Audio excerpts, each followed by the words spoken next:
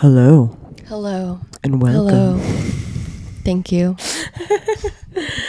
So I'm really happy to have you here at my Thank house you. right now. I am so happy to be here. It's been heaven. Heaven. This is actually where people come when they die, if they're well Is that behaved. true? Yeah. This is also where people come to live. I will say. Yeah. So, welcome to Not a Parting Ordinary. Thank you. Do you want to introduce yourself? Yeah, I am Sarah. That's it. That's all you need to know. Thank you so much for coming.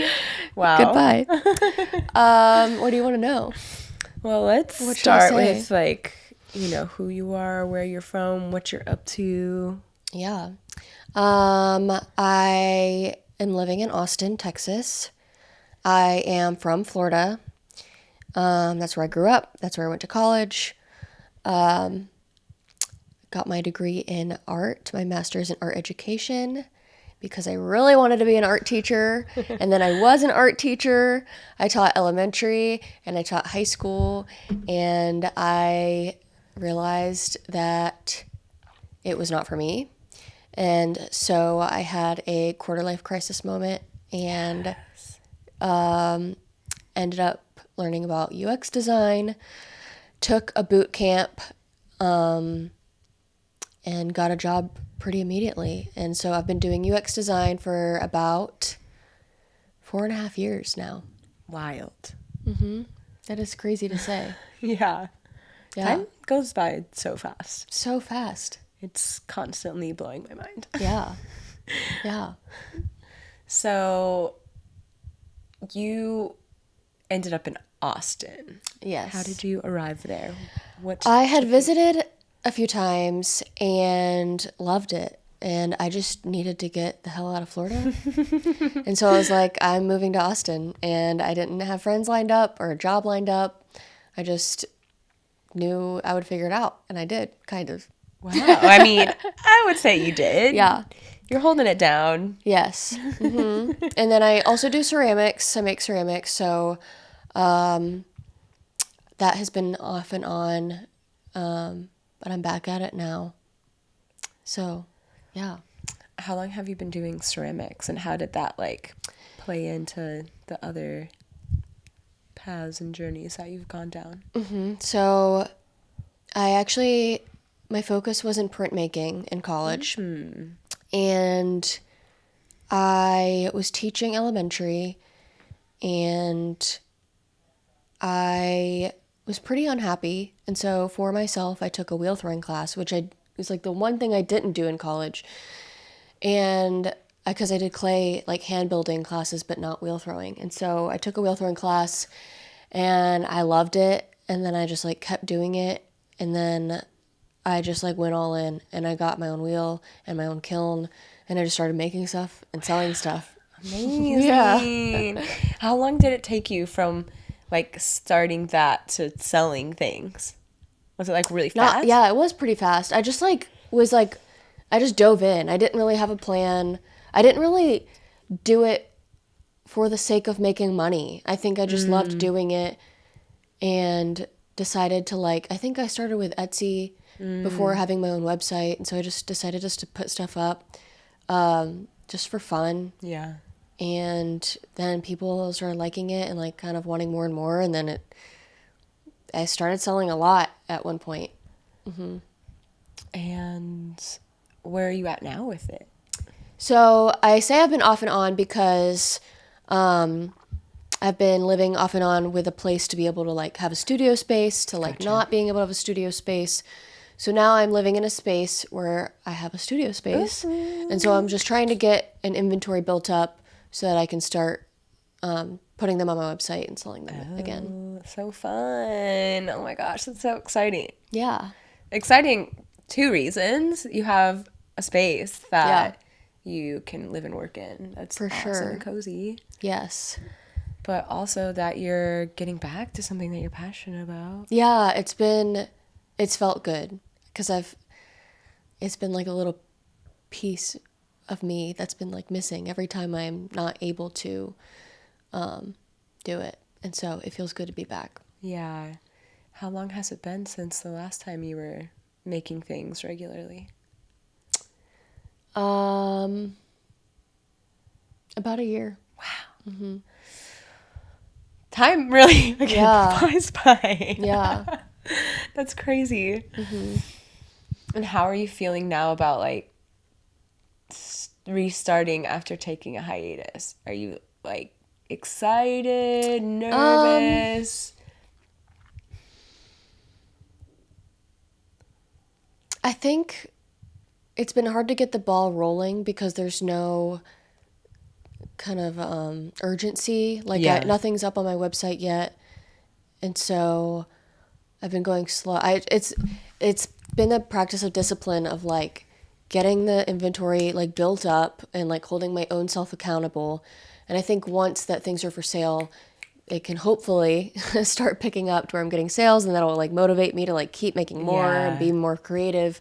But right now, in like my own accountability partner of like, okay, time to like make stuff instead of like going out to dinner tonight, like stay in and make some cups. So, which I enjoy it, but it's also felt like, okay, like sit down and be still. Yeah, that's a really hard practice.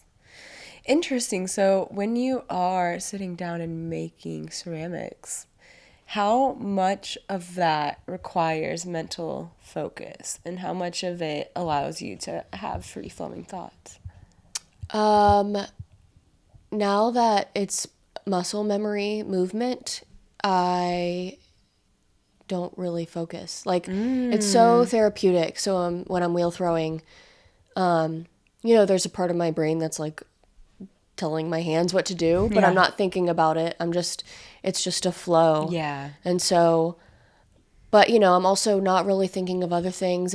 It's like I'm concentrating, but it doesn't feel like hard work. I don't know. I don't know what I'm thinking about now that I think of it. Yeah. I'm like imagining you there. Yeah, I usually either turn on a podcast or music. So if I'm listening to a podcast, I'm just like concentrating on that. Yeah. Interesting. And how many hours do you typically work on things for at like It depends. Like It depends it truly depends like how much time I have. I mean, I could sit for like a few hours before my back starts to hurt. Yeah. Yay. Sometimes it's like, less than an hour of work, and sometimes I can commit to more. Okay. Yeah. I've really never tried that kind of art before, so I don't. Yeah. The like physicality of it. I feel like there's two ways that people experience it. You either like fall in love with it, or you are so frustrated that you can't do it well that you like it's like, this is not for me. And I think I got so into it because it was honestly like the first medium that like I wasn't good at pretty quickly, and that was like really frustrating to me. And I was like, I'm gonna get good at this. Like, what the hell? Yeah. Watch me. I'm gonna own you. Yeah. Pretty much did. You literally did. I owned it. I said I would, and I did. That's why we're here today. I actually invited her because I was like, I remember when you couldn't make pots, and now look at those pots. Those pots are literally fire. Literally fire. Oh, that's awesome. So the style of ceramics that you're working on right now, has it varied since you started making things, or have you kind of had a consistent style throughout? Kind of both. It's been like consistent in the way that I like to use the colors, natural colors of the clay. My palette isn't super colorful. It's very like natural tones. I usually either use a clear glaze or a white glaze, but I don't usually incorporate color. But I do different designs on each cup or bowl. Sometimes I'll paint using colors of the clay. Oh, cool. So I'll like put a design on them, or expose like parts of the clay and like, yeah, but I definitely like to use the natural colors of the earth. Okay. What draws you towards that style and that palette over others? I think it's my own kind of like authentic style. I think I've always admired like the natural textures and colors, and so I want to like highlight it rather than hide it. Yeah, I like it. I think well, I mean, my house has a lot of saturation in color, and it's kind of, in the world in general, things are so like attention grabbing. It's nice to see something that's just, it's almost like soothing because it's scaled back and subdued in a comforting way. Yeah. Recently, you went on a trip to the desert. How? Texas, baby. Texas. West Texas, Yeah. forever. Yes, I did. Let's talk about that. What were you doing out in the desert? And what did you discover there? So I go a few times. I go to Marfa in Big Bend.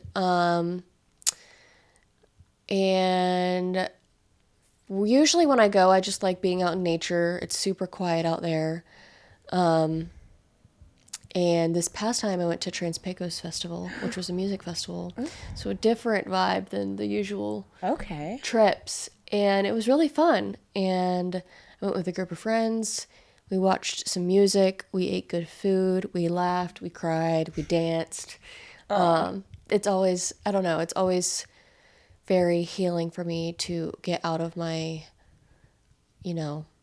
everyday environment and be placed in kind of away from everything and in a quiet place. Yeah. I feel like I am someone that requires alone time, even though I don't really love alone time. Like, I really love people time, but I know myself and I know I require alone time, and because I get a recharge from it, and I feel like also going out there is like a special type of recharge where it's just like, I don't know, it's just such a special place. Yeah, I definitely love a good desert getaway also. I feel like a lot of people go to the mountains for similar reasons. So like, it's so far away from civilization, it's so calm, and Yeah, you're just, like, I mean, I think we are quiet. naturally we are connected to the earth, and so of course we crave it. It's like a part of us. Yeah. Yeah. And so naturally, being here in California, we have Joshua Tree right up here. Also a special place. Yeah, it's so amazing. I feel like West Texas, to me, is very similar, and like For the sure. energy that it has. Yes. Especially around Terlingua. I really like it out there a lot. Yeah. So, do you derive any inspiration from those trips and like use it for things that you work on? I don't think it happens consciously. I think it happens subconsciously, like being out there and loving it. I think I subconsciously like bring back that like color scheme with me for like my next ideas. They're kind of just like rolling in the back of my mind already because I was just out there. Yeah, but I don't usually like, I don't know, but my designs kind of come naturally to me in the moment. I don't really sit down and plan. I kind of just play in the moment. And so I try not to, I guess, plan too much ahead, or like, I think I just let myself make decisions on the fly based off of like what I'm wanting to do next. Yeah. It's probably better because it's like coming out of you and it's unforced, and Yeah. I don't force any designs. I just it just comes kind of in the moment.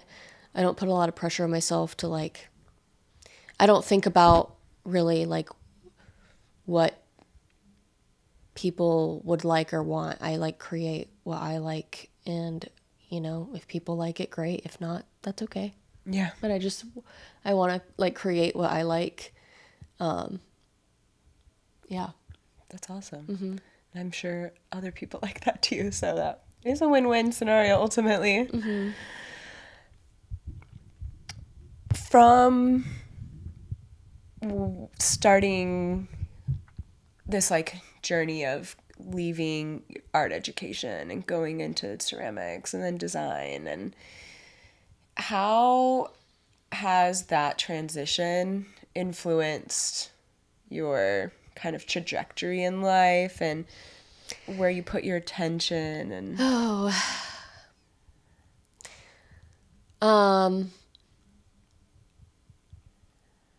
I want to say like I am so thankful for all the experiences and like don't regret anything.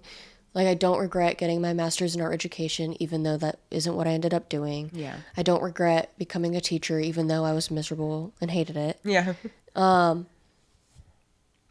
I've learned so many lessons from each experience, and a lot of positive and a lot of negative. And I currently just went through a life coaching course, because that's like kind of my next step right now is becoming a life coach. And so, yeah, like I said, through my experiences, I've had a ton of health issues come up. I've experienced different, relationships, and I have learned so much from that. Obviously, different careers. And so I've taken, bits and pieces from each experience and put them in my pocket, and kind of want to help people that are also going through it in the way that I was. Yeah. You've had a lot of big transitions and kind of, I don't even know the word, just really kind of overwhelming experiences. Yeah. I don't know if you want to share any of those. I know, I'm like, which one could I choose from? Is there one, well, I mean, you know me pretty well, so is there one in particular that you're like wanting me to share on? Well, I'm definitely thinking of the Costa Rica thing. That is crazy, if you want to talk about that. But also the health issue that you had before. I feel like it was kind of two really big things that most people never experience, and somehow you experienced both. Yeah. So I'll start on the health issue because that is kind of what made the Costa Rica thing triggering. So I moved to Austin. I was a teacher, and out of nowhere, well, I woke up one morning with my chest hurting really bad. I had never had health issues. I've always been super healthy. Never had surgeries, never get sick. And so I wake up with my chest hurting really bad, and I'm just, trying to stretch it out, trying to brush it off. I go to get breakfast. I pay for it, and I'm waiting on it, and I'm like, something's wrong. Like I just like am like starting to decline. My chest is hurting worse. I feel like I'm going to pass out. It's like hard. It hurts to breathe. I was like really just trying to ignore it. And then I was like, okay, I need to go to urgent care. I go to urgent care, and I'm with my partner at the time. And so I'm not alone. I go to urgent care. They kind of, and I'm also downplaying it because this is how I used to be. I was just like, my chest is hurting really bad, but I don't know. It's probably just, something. And so, I'm reflex. Yeah, I'm like brushing it off. So they're not super worried. They send me home. And they like I get an X-ray, and then I get sent home. And they're like, I think it's just like muscle pain. take some ibuprofen. Goodbye. So I go home, and I was away from my phone for a few minutes, and I pick it up, and I have like 8 missed calls from this one number, and I'm like, what is that? Like, who is this? And then they're calling again. So I answer, and I was like, hello? And they're like, hi, you were just at urgent care, and you need to go to the hospital immediately. Like, you need to go to the ER right now. And I was like, what? Okay, what? Why? They're like, you have a spontaneous pneumothorax, and you need to go to the ER right now. And I'm like, I have a what? They're like, you have a spontaneous pneumothorax, and you need to go to the ER right now. I'm like, can you spell that for me? I don't, like, what is this? And they're like, so they spell it out. I'm writing it down, and my partner is driving me to the ER. And I'm like looking it up, and basically it's a collapse when your lung collapses spontaneously and not because of trauma to the chest. It's spontaneous pneumothorax is when it happens spontaneously. And so I go to the ER, and they're like, one of the nurses was really freaking me out, and he was like, it's really bad, like it's pretty big, and sometimes they can lead to death. Oh, which like cool. Now, I don't know. I was in that moment. That's when my PTSD began for what I ended up having Definitely. for several years. But I thought I was going to die, and also during that time, I was really going through a spiritual crisis where I was raised Christian. At that time, I no longer identified as Christian, but I didn't know what I believed, and I was kind of just like angry. During that time, had been like in therapy for a while, and like discovering new things and learning more about my upbringing, and I was just like in this phase where I was just like really mad at God. And so when I was told like, oh, you could die, and I remember laying there and like, I don't know what I believe. I don't know what would happen if I were to die. Like, where would I go? What happens? And I just like put a prayer out to the universe, and I was like, if I make it through this, please just like give me something to believe in. And so, that's a whole other story. Now I believe what I believe. You made it through. I made it through. Story's not done though. 2 months later, it happened again. My lung collapsed again. And then this time they needed to do lung surgery. I had lung surgery. It was the most painful recovery. Like, it was months of pain, having to sleep at a 45-degree angle, Oh my God. not being able to like walk really well. I was kind of like hunched for a while. I couldn't pick anything up or carry things. Thank God I was with my partner who I was with at the time. And because I definitely needed like bedside assistance and help getting on and off the toilet and all the things like that. Yeah. So the end, my lung collapsed twice, and it caused a lot of PTSD that I had to work through for a while. Which leads to your other topic of Costa Rica. It's basically, I mean, wow, y'all. I was in Costa Rica and walking along the sidewalk, and this crazy man who is not in his right mind came up from behind me. It's 6:30. I'll paint the picture. It's 6:30 a.m. The sun is very much up already. Yeah. On my way to get coffee on the most busy street in Tamarindo. Yeah, yes. I'm like, where was I again? And I'm walking along, and then all of a sudden I am on the ground, and this man had swung a giant metal pipe to the back of my head. And so luckily these two guys that were like passing by in a car saw, or at least like saw me holding my head and crying and running away. And one of them stayed with me the whole day and was like helping translate at the hospitals. I had to go to 2 different ERs.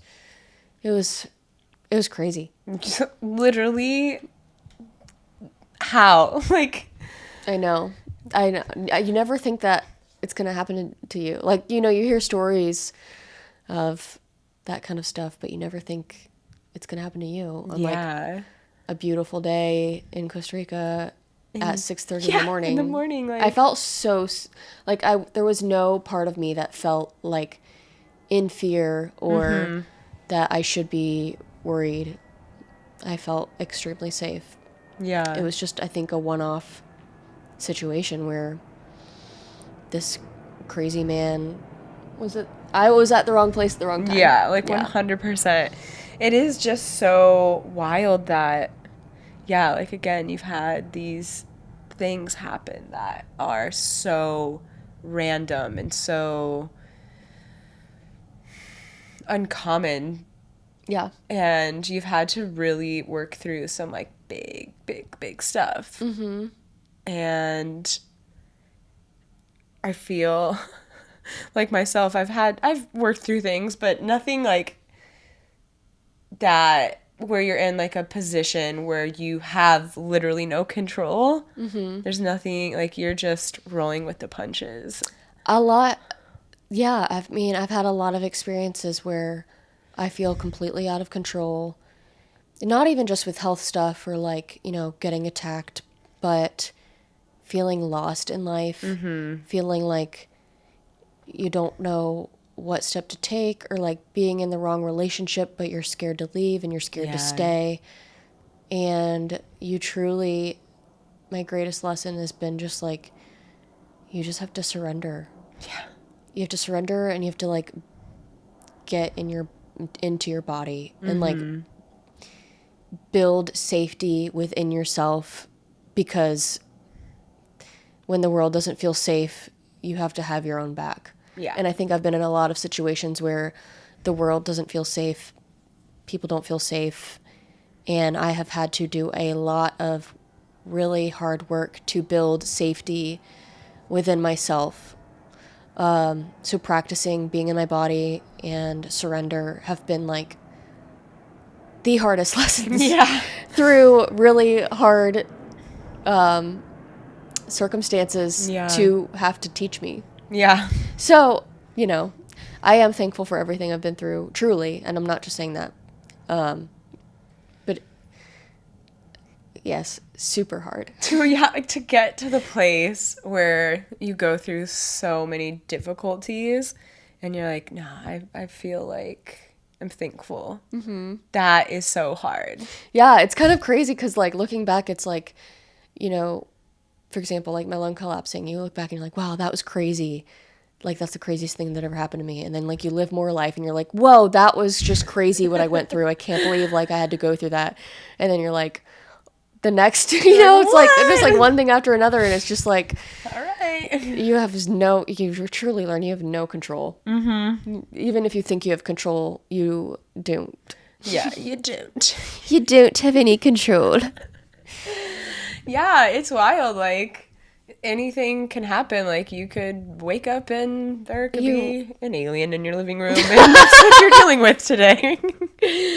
You could wake up and have an alien in your living room. And you're just like, all right, well, yeah, this makes sense. Actually, this checks out. This checks out very much. I've never had an alien in my living room, but maybe that's next up. Yeah, like, who knows? Probably. I've heard. Wouldn't put it past me. I know, right? I feel like of all people, we're gonna be well equipped. I'll be reporting back when I have the alien in my living room. That'll be the next episode. Now departing my ordinary next interview will truly be departing ordinary. Yes, in every sense. Yeah. So I mean, this in a way makes you uniquely qualified to help support other people through their trials and tribulations, because I mean, you've made it through some really hard stuff, like dark night of the soul, physically, mentally, emotionally, spiritually, like every thing you can think of. and like you're here and Yeah. thriving still. Thank you for saying that. It's been hard to even. I do want to life coach. I think that I can really help people. I think I would be good at it. There's something about being seen and the fear of being seen that I'm trying to get over. And so, and also, I know this is very common, but what is the word I'm looking for? Imposter syndrome. Yeah. Imposter syndrome is, I think this is the first time, not the first time, but like when it's very blatant that I have imposter syndrome, and it's actually like kind of difficult to take next step actions because I'm so just scared. Yeah. No, I totally understand. I mean, with like this YouTube channel and like stepping into being on camera and doing a literal full-time job after my full-time job and meeting people and learning all the things I'm doing, it's like never ending. And there's like infinite room for improvement.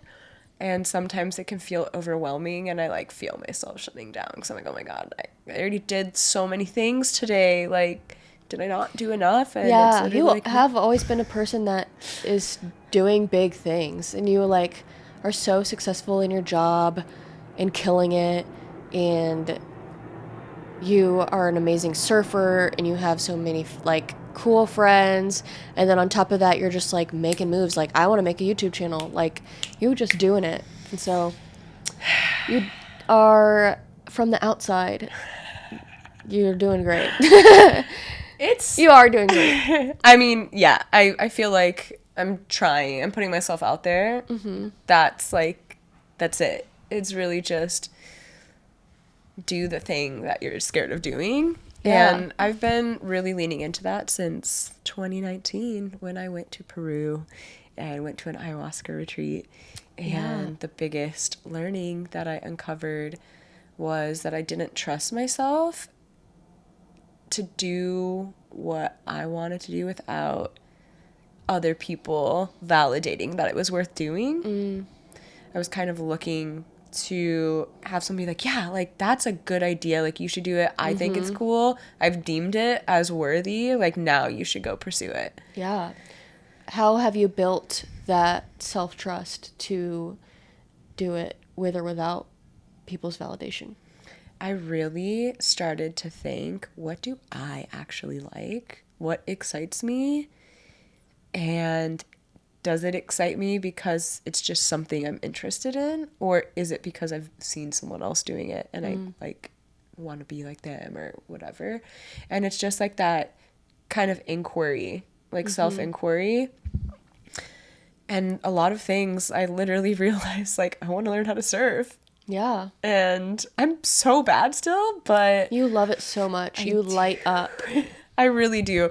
And I know that like it's going to be further intense challenges, but if you don't try, you're never going to know what could be. And so I actually often think about getting to the end of my life and like being on my deathbed. And I know that sounds so morbid. It does. I mean, I know that topic is supposed to be morbid, but it's also real, and we are going to be on a deathbed. And I think it's healthy and natural to think about it. Yeah. So I just think about like if I get to the end of my life and I'm like, nah, I never tried to surf because it sounded like way too much work, or I never tried to do a YouTube channel because I am afraid of how people are going to judge me, or you know, not having a cinematic experience or whatever, you know, then am I going to be okay with that? And the answer was no. Like, the only reason why I'm not doing things is because I'm afraid. And the only way in my mind that I felt like I could combat a fear is just to like put more attention on it and do things to literally like shine a light on it. Yeah. And the more you put your attention on it, it's like you're illuminating it and like bringing it out of the darkness and making it like, you know, like the monster under the bed. Like when you shine the light under there, it's like a towel or a t-shirt or whatever. And you're like, oh, I got this. Yeah. So I've done that with a lot of things. I actually had my biggest fear. My biggest fear was deep open water. Wow. And I am now certified. I have an advanced certification in scuba diving. Hell yeah. I did a live aboard for the first time this year in Thailand, where I was just like out at open sea for I think 5 days. And it didn't scare me because I did all of the work to educate myself on how to take care of myself, how to make sure I don't die in open water. Yeah. And I think It's like that's exposure therapy. basically, yeah. It's like, well, now I know all the ways I can die. I'm going to like try not to do those things. Yeah. And I feel like I have so many skills now that I would never have dreamed of having before. Yeah. Just because I followed my curiosity, basically. Yeah, that's great. I think that's huge, is like inspired action. When you're getting inspired by something, just continue to take small steps towards it. And it's just, you're just following your intuition. Yeah. I've noticed that a lot of times I ask people, do you have any advice for someone that wants to do the things that you want to do or the things that you're doing? And 9 times out of 10, they're like, just do it, just like take the first step. And it's like, damn, Nike, they really got like the best tagline ever. Yes, it's just do it, but also get curious about your limiting beliefs. Because you can just do it, but if you're believing the whole time that it's not going to work, or you're believing the whole time like this is stupid, it's like let's unpack that. Yeah. Like let's get our brain behind our action.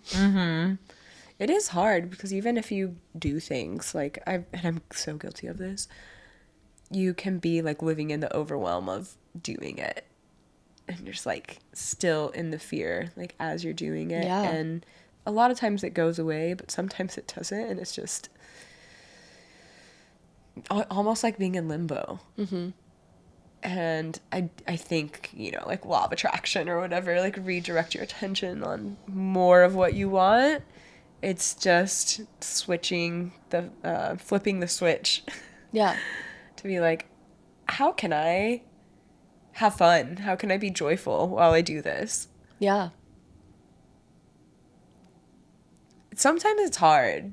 Yeah. I think the hard part is, getting your brain to believe the positive thing, which comes down to basically, like I said, like unpacking your limiting beliefs and like, what do you currently believe about yourself that you can't do it? Or like, what do you currently believe about the world that is making this hard for you and not enjoyable? And, if this is hard for you, not enjoyable, why are we doing it? Yeah. Like, is this something you really want to do, or is this something that isn't in alignment and you are just doing what you think you should be doing? Yeah, the shoulds. The shoulds can really like sabotage things. Yeah. Like, I should want to do this. I should feel this way. Yeah. But you don't. Yeah. How much, like in terms of imposter syndrome, how much of that do you think comes from that? And how much of it do you think comes from kind of like the pressure of succeeding or appearing the way? I think it's definitely a being perceived fear, like the way I'm going to be perceived. I think I'm a pretty private person. I think the root behind that is like fear-based. Yeah. Fear of being seen, because of, how I'll be perceived, fear of being judged. Yeah. A lot of like, well, who am I to like coach anyone? Sometimes I feel like I don't have my shit together sometimes, so who am I to coach someone? But, and I know too, this is also, I'm a beginner. This is something I've never done. I've never had to, really show myself. With ceramics, it's like I just put up the pieces and I can hide behind them. Yeah. And like, I don't know, coaching seems more that I'm kind of like selling myself and my wisdom and my knowledge and like Yeah. like hire me to help you. And that just seems like a different level that I've never been on. Yeah. You're a lot more exposed to scrutiny and, yeah, criticism and, like, possibly rejection or, like, the perception of it at least. Yeah. Or like, you know, people really not understanding what I'm doing. And yeah, I think fear of being seen, fear of being misunderstood. Yeah. Sorry, I have to adjust my legs. Gotta make sure the limbs stay intact. Yeah, one's falling asleep. But yeah, yeah, fear of being misunderstood. Because, you know, I have a lot of great friends that are rooting for me and have my back and are like supporting me, and like one of them being you. And I feel understood, but it's so it's my fear isn't like being judged by the people close to me. It's like being judged by the people that barely know me. Yeah. The irony. Yeah. Irony. Like, you don't even know me, but I'm gonna listen to that opinion. Yeah. There's something psychologically that happens to us as humans that makes that a thing. And I don't know if it's like the fear. I think it's like goes back to like tribal culture, Yeah. where it's like if you're out of the tribe, then you're gonna die. And so to stay in the tribe and survive, you have to fit in. You have to not stir the pot, rock the boat, whatever the phrase is. Yeah. And you have to fit in with a tribe. And I think it's honestly like a lot of people carry this fear Yeah. from it's like in our DNA to like need to fit in. Or back then you die. Yeah.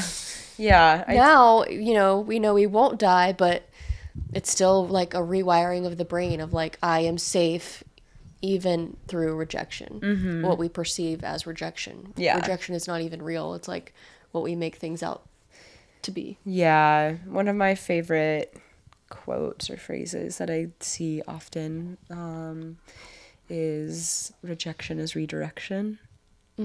Yeah. That's good. Yeah. It's another one of those things that's really hard to, in the moment, be like, yeah, no, this is true. Because Yeah. you're like, no, I'm being rejected. This is terrible. It's horrible.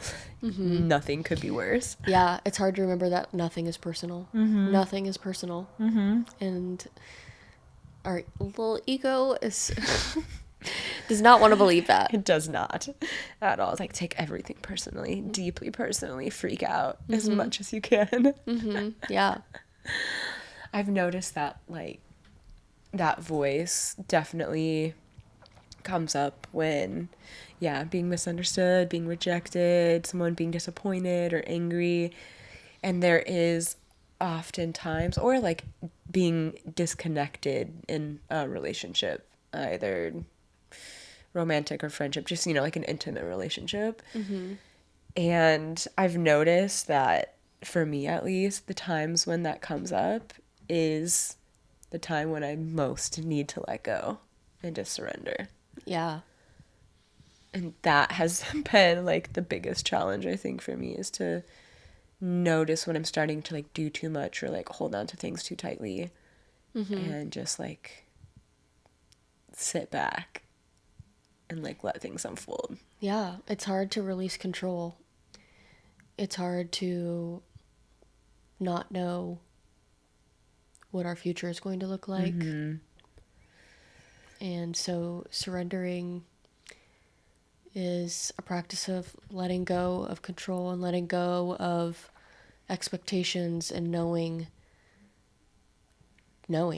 Yeah. Yeah. I think that we've kind of talked about this from like an astrological perspective, the shifts that are going on in the world and the planets. It feels like this juncture of time is a turbulent and uncertain time. Yes. Everyone in my circle, in my reality, not every, I mean, people I'm close with are going through it in some sort of way, like hard. And you're not alone.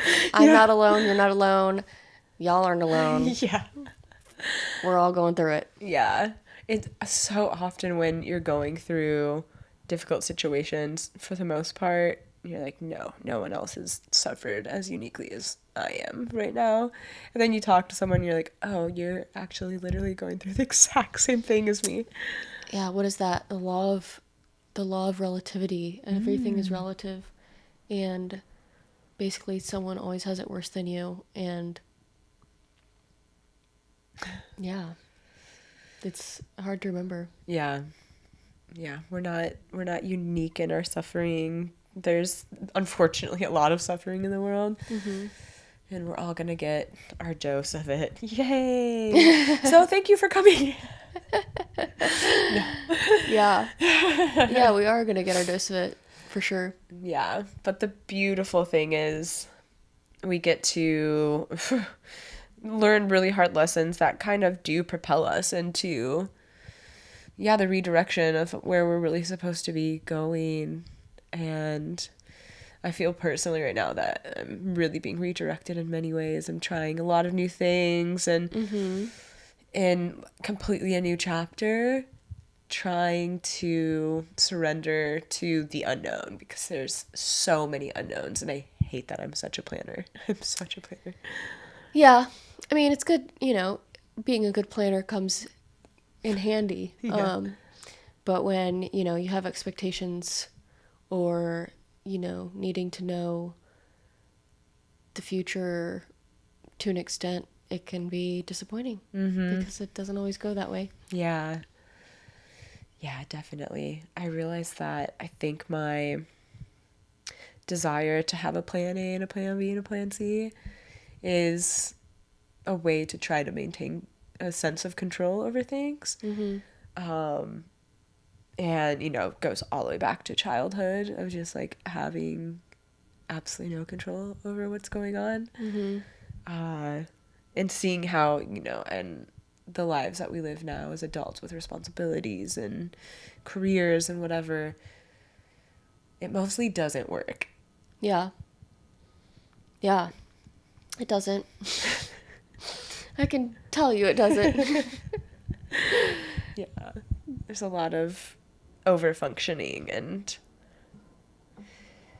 I think going back to, talking about the desert, that's kind of one of those places where you're putting yourself physically and geographically in a place that forces you to slow down and Yeah, force you to slow down and be present. You're, I don't know, out there, I'm not worrying about, work or what next week looks like or what next year looks like or what the next 5 years looks like, or I'm just so easily able to kind of just release and just be. yeah, that's beautiful. I think nature does that for a lot, if not everyone. Yeah. Yeah, it just reminds us to just be still. Yeah. Do you ever think about the fact that we literally lived outside as humans and now we're like in these boxes? I don't think about that regularly, but I do. Maybe it's because I'm in the ocean a lot and I'm just Yeah. like, whoa, what? Like, Yeah. we are inside of boxes all day. that's true. So disconnected from nature most of our lives. Yeah. I don't know. I wanna break free. Yeah.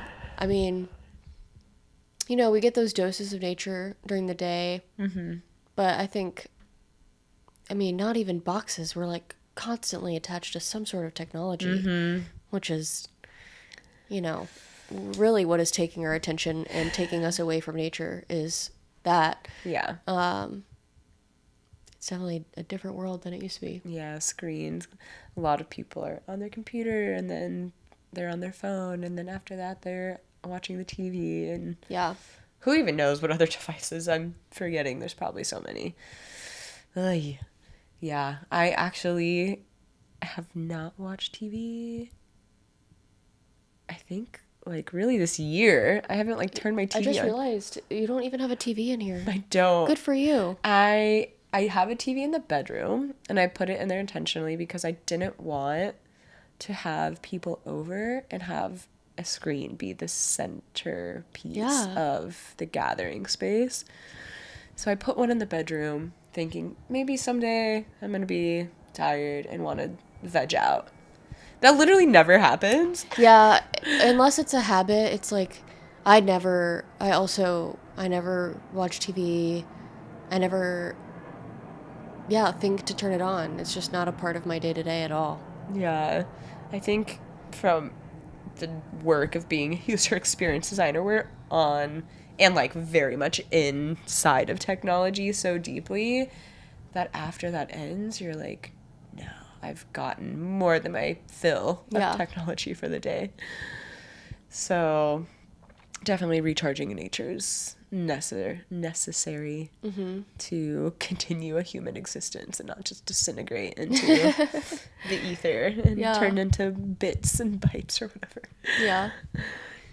So in terms of, the things that you're working on with life coaching and ceramics and design and, being alive, what do you have coming up next? What are you focusing on? I think most of my life I have been in a state of like go, go, go in survival mode. And so right now I'm really enjoying just being present and not have anything to worry about per se. So I'm just continuing to make ceramics. I am going to start putting myself out there for life coaching because it just needs to happen in order to like get that ball rolling. That is my next step. How that's going to be done yet, I don't know. I have like most things for it set up. But I just need to start that. And you're taking the first step because you are here now telling the world about it. So hopefully by when this is up, I'll be one. And I'm working as a UX designer still, loving that. And I'm enjoying my friendships. I love dancing. Yes. I go two-stepping a lot. It's such a Texas thing. Yes, it is. Very much. But I really love dancing. It like is such a release for me in moving my body. I grew up as a ballerina my whole life. And so I just am addicted to dancing. So that is a huge release for me, for fun and just being present and enjoying my life. Yay. And taking it one day at a time. That's my plan right now. Yes, I love that. It's a great plan. If you have advice for anyone, what do you want to tell the people?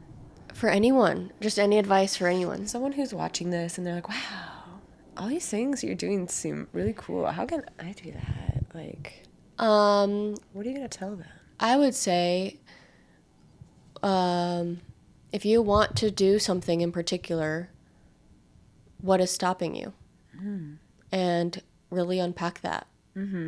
And get down to the root of like why you're not doing what you want to be doing and what are your limiting beliefs and what do you believe about yourself and what do you believe about the world that is keeping you from doing that. And when you unpack that, and create a sense of safety and change your beliefs, then hopefully you will start doing what you want to be doing, or at least discover, what is right for you and like authentic for you. Yeah. So my last question for you before we wrap up is, when you're going to the airport to fly away on a trip, who is your ride to the airport? Who was my ride? Yeah. I forget her name. It was it was Uber. It was Uber. Oh, that was her name, Uber. Oh, I think I've met her before. She cute. Yeah. That was my ride to the Uber. I mean, to the airport. Uber to the airport. Yeah. And that will be my ride home. Hell yeah. That's a fun question. I know. Wow. I wish I had a more exciting answer for you. Everyone has. There's like a couple ones. It's literally Uber or taxi or like parents. their secret crush that they're seeing, and then they have to announce it right here, right now. Oh shit! Because of that question. It's Jessica. Oh, we've only been dating for like 2 months though. Yeah, that's funny. Yeah. It's really cute when people are like, "It's my dad. I love him. He's amazing." Aww. I'm just like, "Oh, you That go, is Dad." cute. It was not my dad. Someday, someone's gonna say that Beth is my ride to the airport, and I'll be like, "Hell yeah, hell yeah, brother!" Oh, hell yeah. That's perfect. This is exactly where we need to close. Hell yeah! All right. Okay, in 3, 2, 1. Hell yeah.